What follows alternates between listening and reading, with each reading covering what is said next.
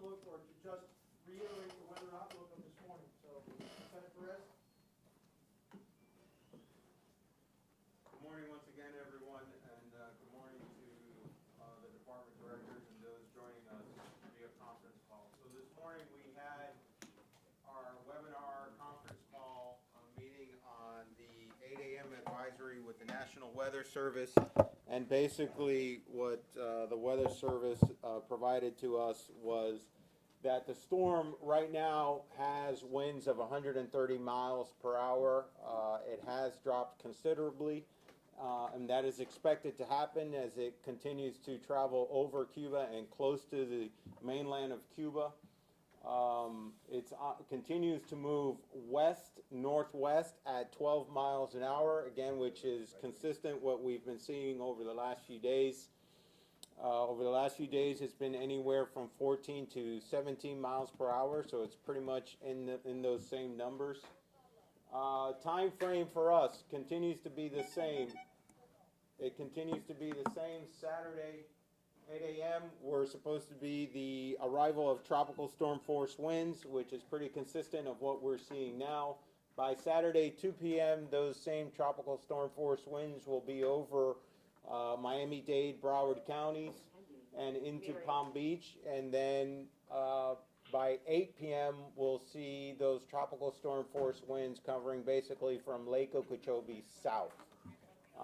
From there, the storm, as I said, is currently at 130 miles per hour. It will, or at least a forecast from the National Weather Service is that it will strengthen once it reaches the warm waters between mainland Cuba and the Florida Keys. So the projection continues to be that it'll be anywhere from a high category 4 to category 5. The threshold between 4 and 5 is 155 miles per hour.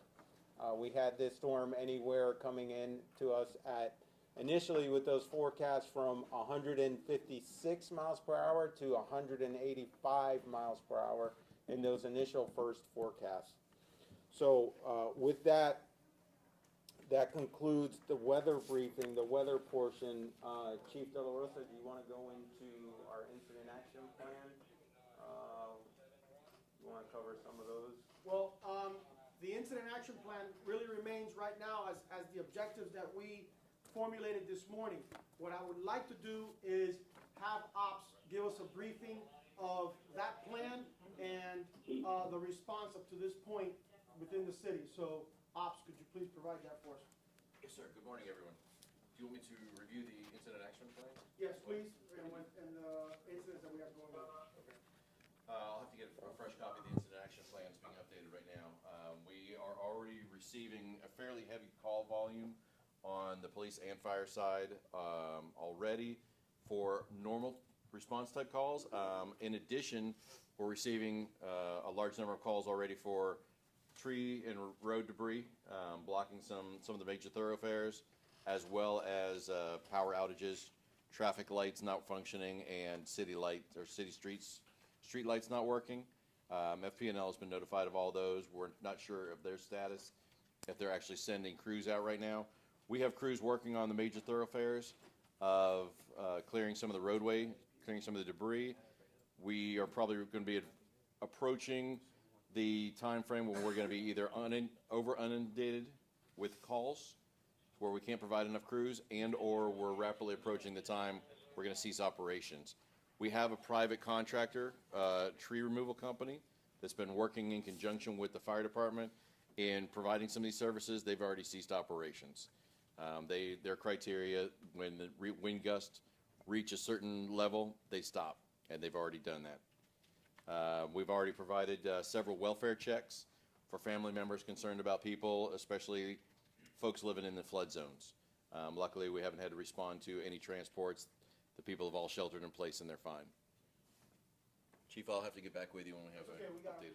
Got it? We're going to have planning review our objectives today and any additions to the objectives as we've been receiving calls and conditions are increasingly going towards tropical storm conditions. So planning, can you go ahead and review the objectives for us again? Yes, current plan and objectives ensure the safety of all citizens, of all city personnel and public, coordinate all assets, provide logistical support, water, food, facilities with shower capabilities for rescue recon and support staff.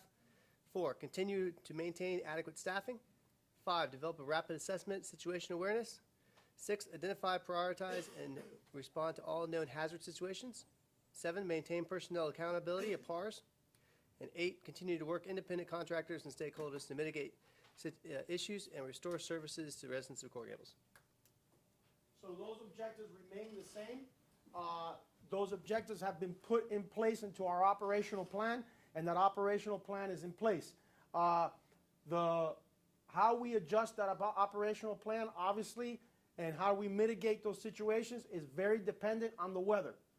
Some of the issues that we know we need to take care of, we're documenting and we're planning to take care of, but we have to do that when it is safe to deploy those assets.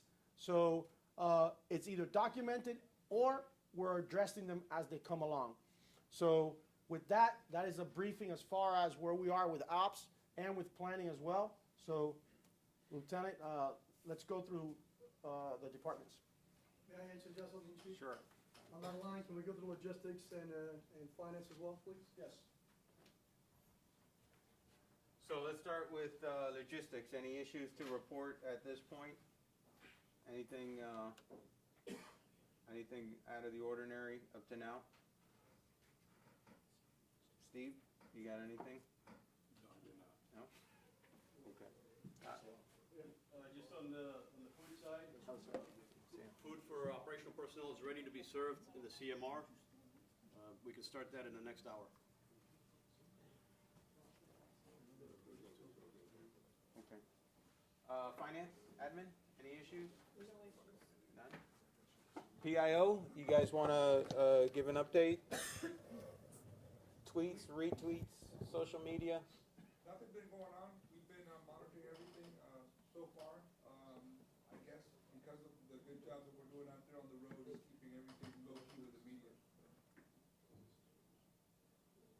So on social media, we're receiving a lot of activity. We're getting a lot of comments and a lot of questions. I've received about more than 50, so I'm going through them. If there's anything that I receive that entertains to operation, I will forward to you so that I will keep in communication. If anybody from the public is watching us, if you have any questions, you are free to go to our Facebook page, and you're also free to go to our Twitter page, and we will try to answer as soon as possible to make sure that you are all safe. And just to remember that if they don't have Facebook or Twitter, we have 305-460-5401. We have community call-in so that they can ask us questions there, non-public safety related. Fantastic, thank you very much.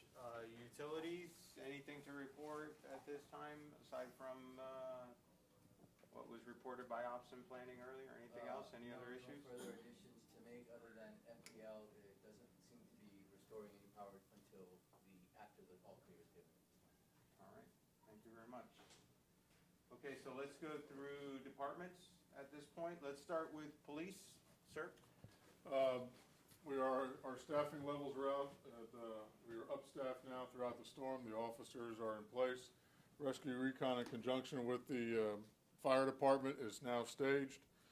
Appropriate assets are being moved into position for reconnaissance and response after the storm. The communication system has been revamped, so as we start to ramp up and get these calls, we will have a card system where non-life-threatening emergencies will be centered through the call system, brought in here, forwarded through planning for appropriate assignment into Web EOC, and then appropriate follow-up through this group. So as that is coming on board by noon, we will have that process in place to handle those, as well as what we're getting from our social media, as well as any other kind of phone calls that come in through command. The current status from the officers are rolling and patrolling. We don't have any post standards as of yet. We still see very little activity, so we're assuming that a lot of the evacuation areas have. We are anticipating, if the storm continues, to still try and dissuade anybody trying to come into the evacuation zones, that it is not all clear and it still stays in effect. We're up to speed and we're getting ready to wait it out for the arrival. Thank you, sir. Okay, let's go through the departments once again. Parks and Rec.